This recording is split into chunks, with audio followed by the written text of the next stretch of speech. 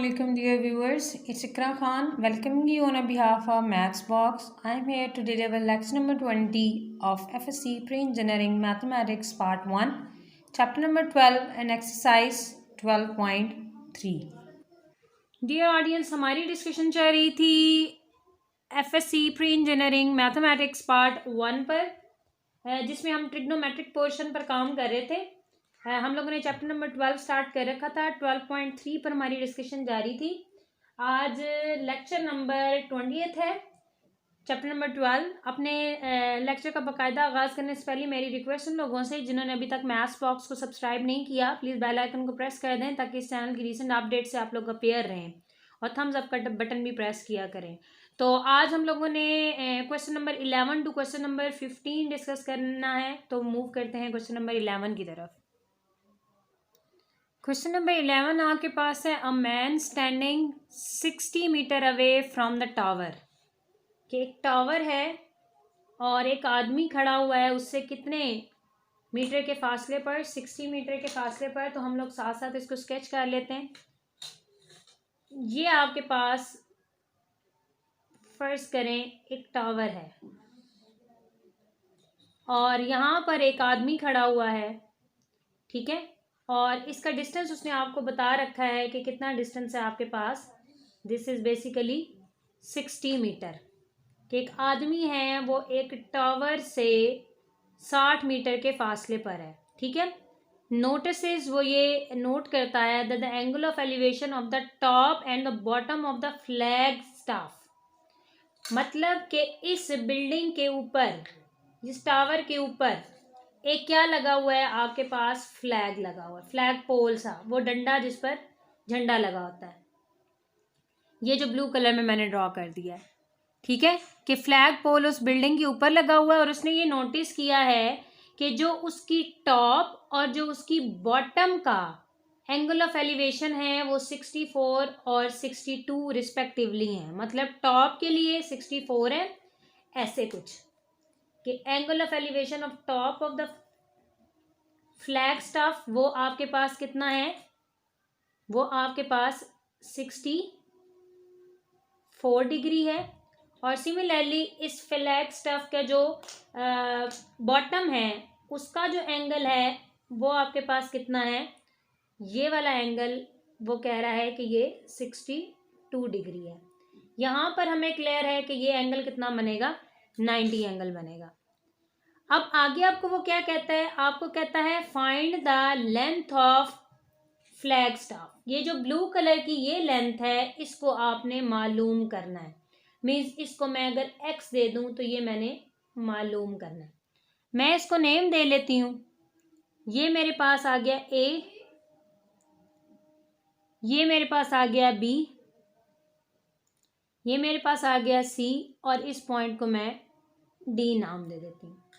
Simple सा question है, मुश्किल नहीं है। दो ट्रायंगल्स हैं, दोनों ट्रायंगल्स पर आप क्या करें, रेशो लगाएं और उसका कंपैरिजन कर लें। मतलब tan की मैं रेशो लगाने लगी हूँ, tan 62, ठीक है। पहले ये जो ब्लैक और रेड वाली ट्रायंगल है मैं इसको डील करने लगी हूँ थ्रू, और इसका परपेंडिकुलर आपके पास क्या आ गया, C से D, और हाइपोटेन्यूज इसका क्या आएगा, थ्रू प्रॉपर बेस इसकी क्या आएगी, 60, ठीक है।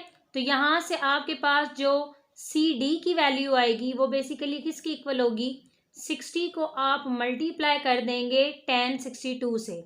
tan 62 अगर आप निकालें कैलकुलेटर से 1.88। जिन्होंने प्रीवियस लेक्चर्स नहीं लिए, डिस्क्रिप्शन में लिंक दिया गया है, वो कैलकुलेटर को हैंडल करना सीख लें। 60 को जब इससे मल्टीप्लाई किया तो आपके पास आ गया क्या, 112.84, मतलब 112.84 ये आ गया। अब आपने क्या निकालना है, आपने बेसिकली ये डिस्टेंस निकालना है, ये वाला। अभी आपने ये वाला डिस्टेंस निकाल लिया है।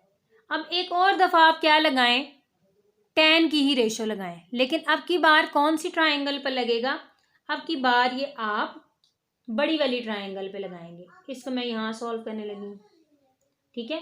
मतलब tan अब की बार 62 पर लगेगा, tan 62 सॉरी 62 नहीं 64, 62 पे आप लगा चुके हैं, बड़ी वाली ट्राइंगल पे लगाना है 64। उसके लिए जो आपका परपेंडिकुलर है that is basically B D, और जो बेस है वो वही है। मतलब मैं ये ब्लू और रेड ट्राइंगल को डील करने लगी हूँ। तो यहाँ से मेरे पास जो बी डी की वैल्यू आएगी वो क्या आएगी कि मैं 60 को मल्टीप्लाई करूँगी किसके साथ, 1064। 1064 आपके पास होता है 2.0540। इसको मल्टीप्लाई किया तो बी डी की वैल्यू आपके पास क्या आ गई, 123.01।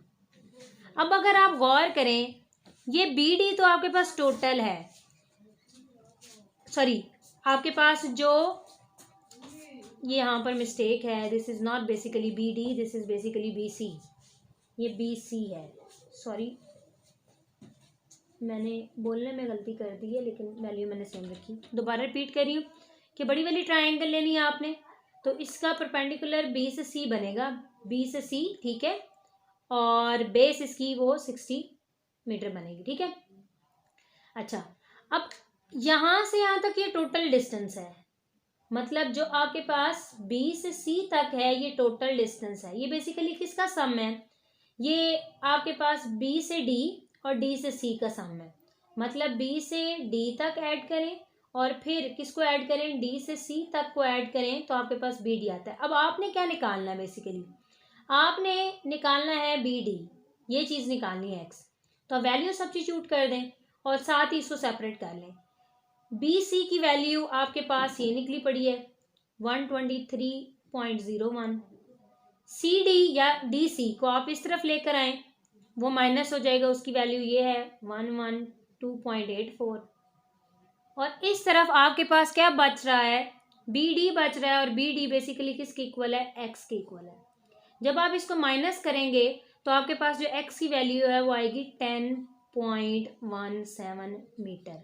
मीन्स ये जो झंडा लगा हुआ था इसके फ्लैग पोल की जो लेंथ है वो आपके पास 10.17 मीटर है। स्टूडेंट्स मूव ऑन करते हैं क्वेश्चन नंबर 12 की तरफ। क्वेश्चन नंबर 12 आपके पास है the angle of elevation of the top of 60 metre high tower.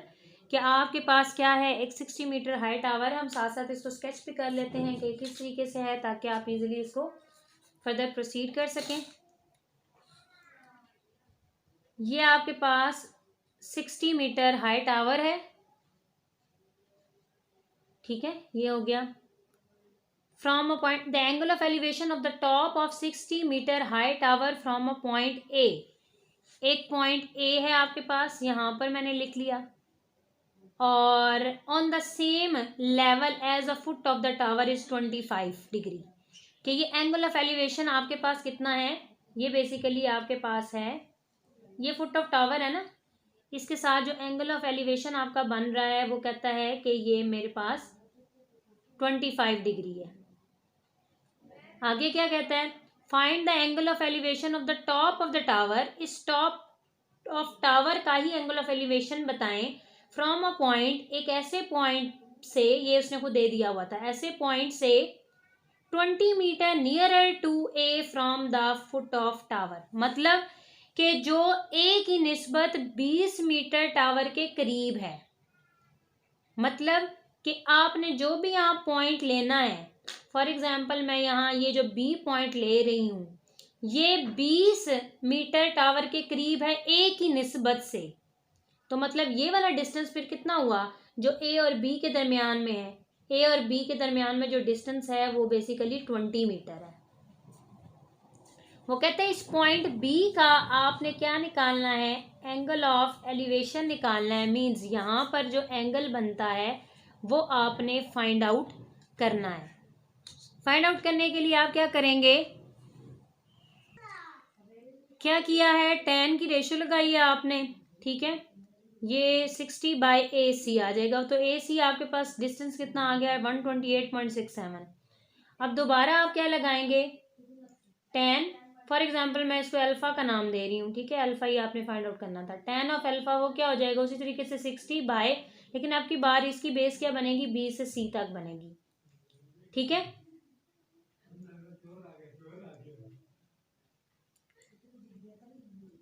अब बी से सी की वैल्यू आपने फाइंड आउट करनी है। बेसिकली इसको इक्वेशन नंबर 1 कह के स्टॉप कर दें, क्योंकि आपको tan ऑफ अल्फा चाहिए, तो इसका मतलब है बी सी आपके पास होना चाहिए। बी सी कैसे निकलेगा? बी सी आपको पता है कि जो आपका ए से सी तक डिस्टेंस है, ए से सी तक distance, that is basically the sum of distance from A B plus B C. इन दोनों के डिस्टेंसेस को आपने जमा करना, तो ए सी का आ जाएगा आंसर। ए सी का आंसर बेसिकली 128.67 आप पहले से निकाल चुके हैं। ए बी की वैल्यू आपको पता है 20 है, और बी सी की वैल्यू यहाँ से आप फाइंड आउट कर लेंगे। बी सी की जो वैल्यू है वो आप 128 में से माइनस कर देंगे 20, तो वो आपके पास आ जाएगा 108.67। इस वैल्यू को उठा के 1 में यूज कर दें, तो 1 क्या इंप्लाई कर जाएगी? 1 इंप्लाई कर जाएगी tan ऑफ अल्फा 60/108.67, जो कि बेसिकली आपके पास किसके इक्वल आएगी? जो आएगी 0.5521 के। आप यहाँ पर अल्फा रख लें, tan इनवर्स दूसरी तरफ ले जाएं, tan इनवर्स बेसिकली आपके पास किसके इक्वल आ जाएगा? tan इनवर्स 0.5521, और इसका आंसर आप क्या जनरेट करेंगे? जो आप कैलकुलेटर जनरेट करेगा, that is 28 degree 54 minute 16 seconds. तो क्वेश्चन बहुत सिंपल सा था, कोई भी रॉकेट साइंस नहीं थी, बस सिर्फ आपने ट्रायंगल का समझना है कि ट्रायंगल को स्केच किस तरीके से करना है।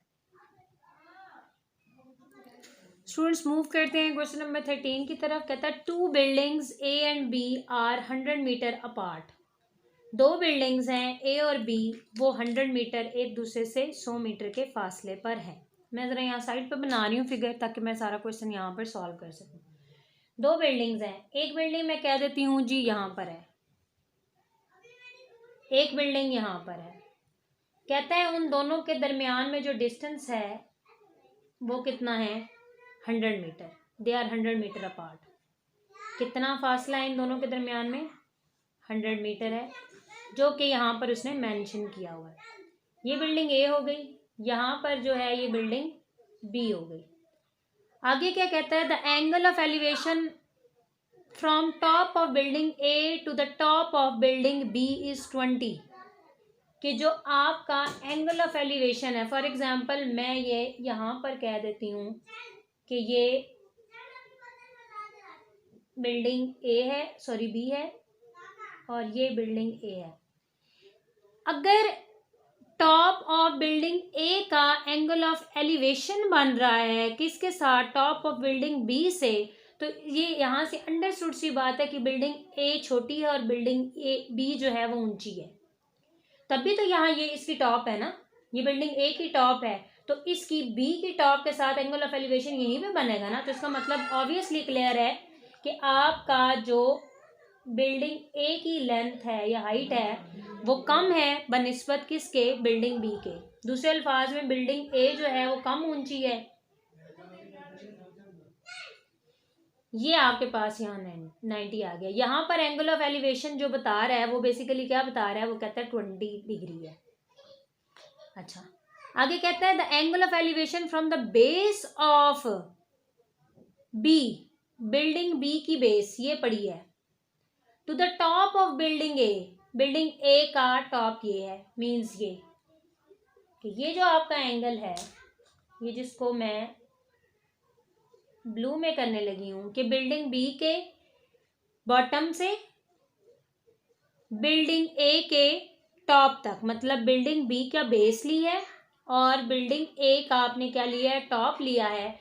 तो इसका जो एंगल बना है वो आपके पास बना है 50 डिग्री।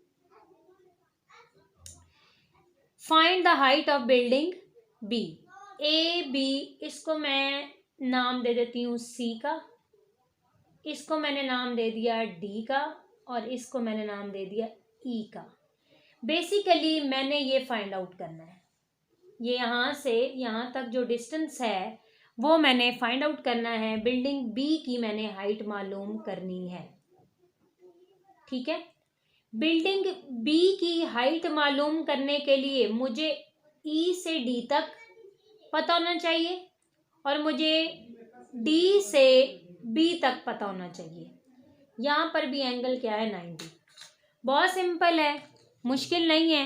पहले आप क्या लगा लें, ऊपर वाली ट्राइंगल पर tan का फार्मूला लगा लें। वो क्या होता है, tan 20 प्रॉपर परपेंडिकुलर आपके पास कितना आ गया ED और बेस। अगर ये 100 है तो ये डिस्टेंस भी कितना रहेगा 100, क्योंकि उन दोनों बिल्डिंग्स के दरमियान में 100 मीटर ही डिस्टेंस था। इसका मतलब है बिल्डिंग के हर पॉइंट के दरमियान में 100 मीटर का डिस्टेंस है। तो ये आ गया 100। ED यहाँ से आपके पास क्या आ जाएगा, that will be basically equals to 100 multiplied tan of 20, that is equal to 0.3639। तो ED आपके पास क्या आ जाएगा, ED आपके पास आ गया 36.39।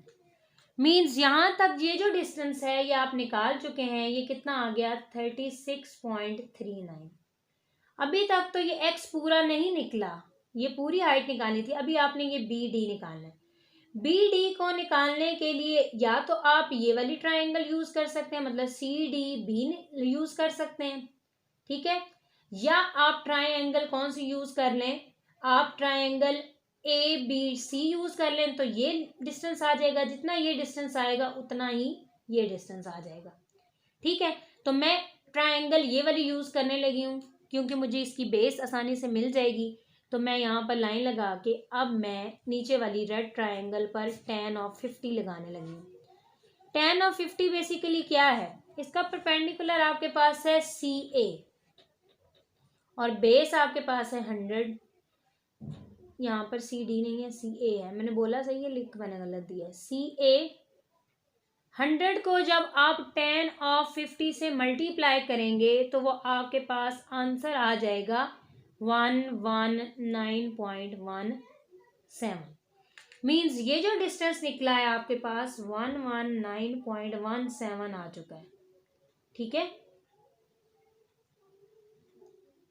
ये अब जितना डिस्टेंस ये है, साफ करके लिख देती हूँ 119.71। जितना डिस्टेंस ये है उतना ही ये डिस्टेंस है, मतलब ये वाला भी डिस्टेंस कितना है आपके पास 119.71। अब आपने क्या निकालना है, आपका टारगेट है क्या, आपका टारगेट है B से E तक निकालना। B से E basically BD plus DE का सम है। BE आपने मालूम करना है वो x है।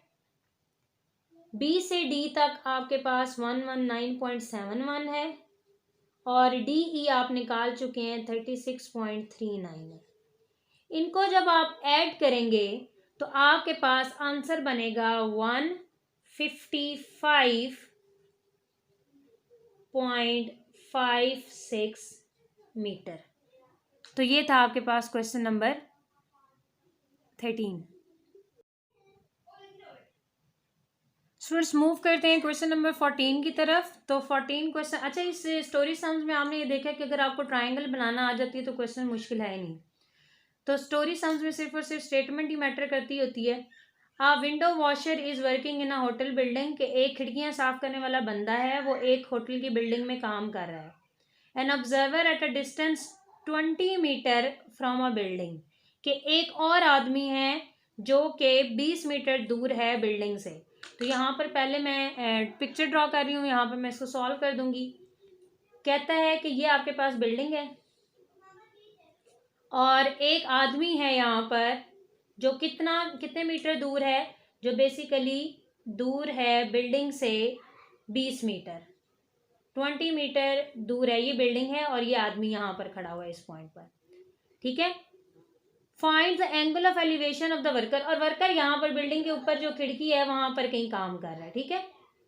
यहाँ पर वर्कर है तो वो कहता है कि find the angle of elevation of a worker 30 degree, कि इस ऑब्जर्वर ने जो नीचे फ्लोर पर खड़ा हुआ है वो उस खिड़कियां साफ करने वाले बंदे का जो एंगल ऑफ एलिवेशन ऑब्जर्व करता है वो क्या है, बेसिकली 30 डिग्री। ठीक होगी बात। आगे कहता है the worker climbs up 12 metre. Worker जो है मजीद 12 मीटर ऊपर जाता है। 12 मीटर कितना गया है, वर्कर ऊपर चला गया। And observer moves 4 metre further away from the building. वो कहते हैं पहले तो वो 20 मीटर दूर था, तो जो ऑब्जर्वर है वो मजीद कितने मीटर दूर चला गया है, वो मजीद 4 मीटर दूर चला गया है बिल्डिंग से। मतलब अब ऑब्जर्वर यहाँ पर आ गया, 4 मीटर मजीद दूर हो चुका है। खिड़कियां साफ करने वाला ऊपर चला गया है और उसको ऑब्जर्व करने वाला मजीद पीछे चला गया है।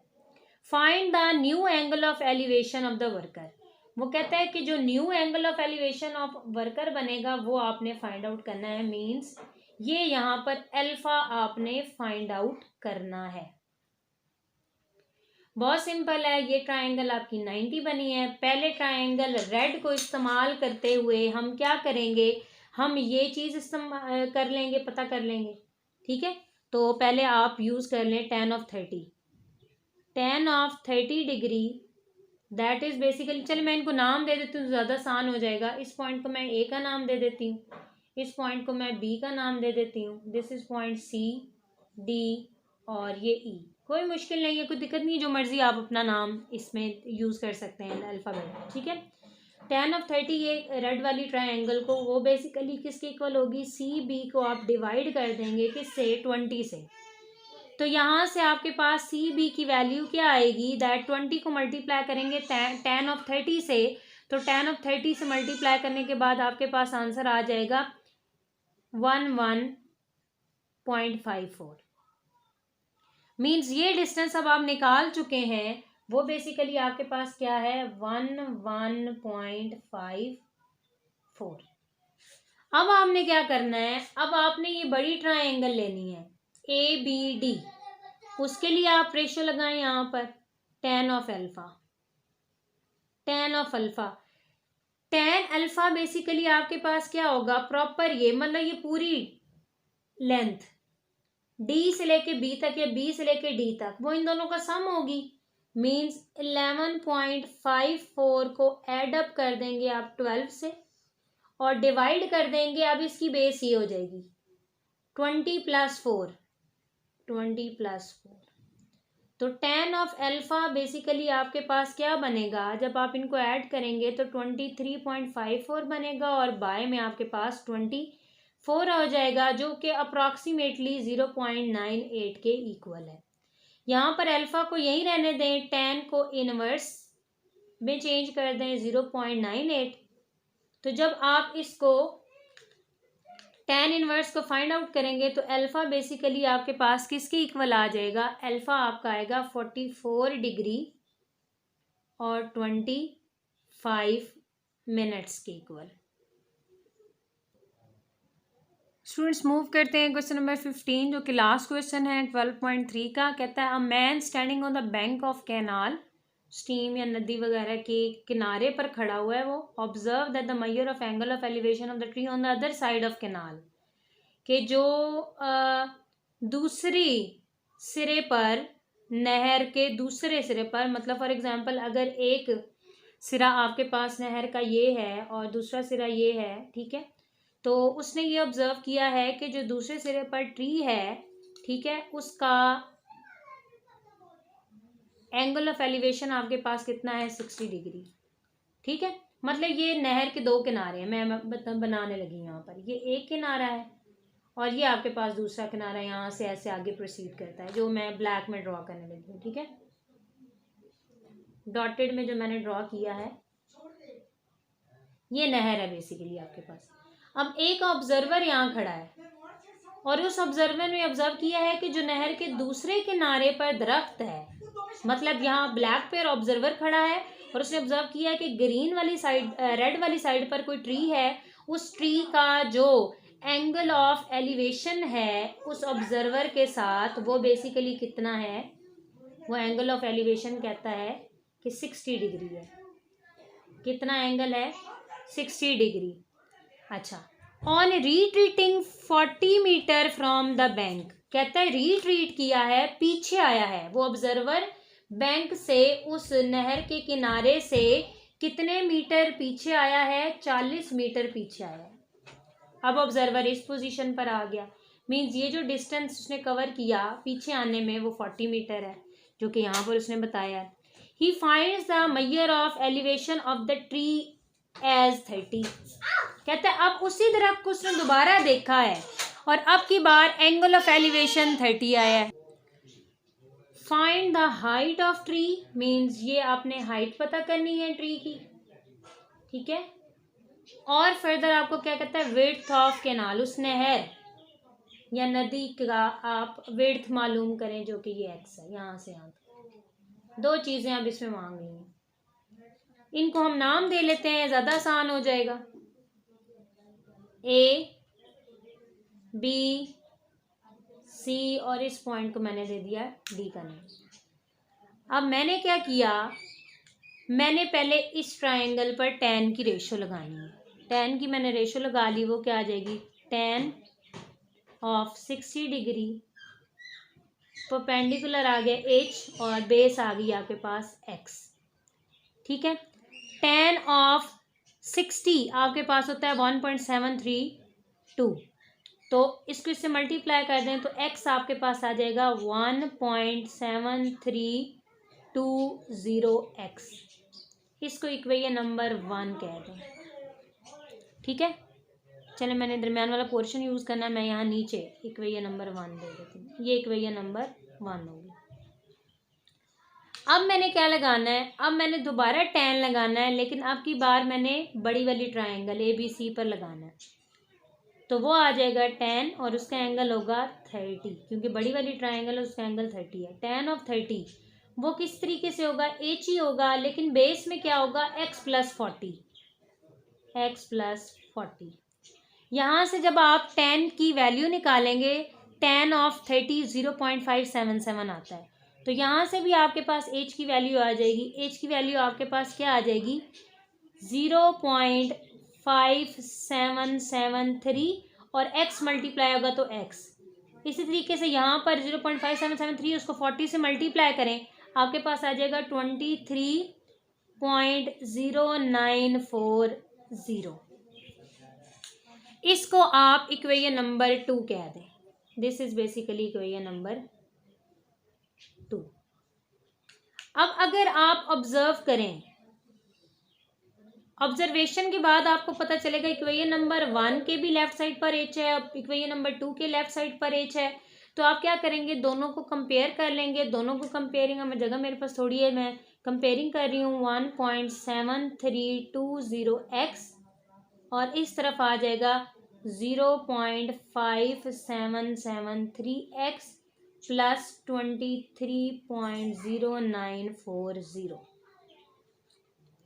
इसको आप इधर लाएंगे, 1.7320 में से 0.5773 को माइनस करेंगे तो आपके पास बच जाएगा 1.1547x और इस साइड पर रह गया 23.0940।